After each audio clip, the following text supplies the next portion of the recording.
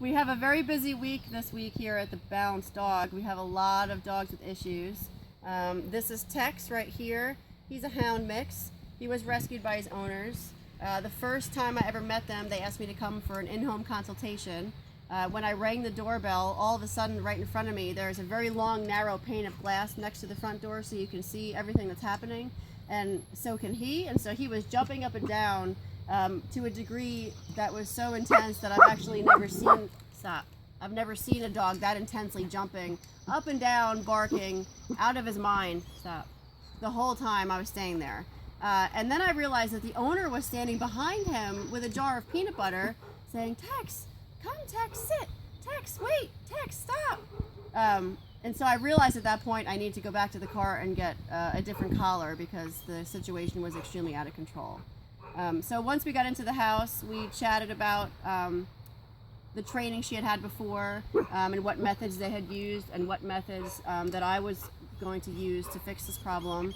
And so she had explained that she had used a positive only trainer, and they had tried to get Tex to stop all that behavior with food. Anybody that knows anything about dog behavior, or anyone who even owns a dog, would know that when you pull food out of the cabinet, your dog gets excited. So if you're asking your dog to calm down, the last thing that you want to do is pull out any food.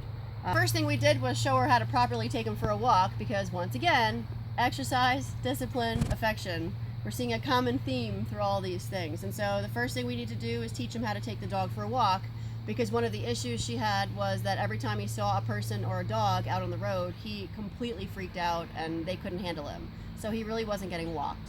So the first thing we did was we tried a slip lead, which didn't work at all, and then we pulled out the prong collar, which worked really well.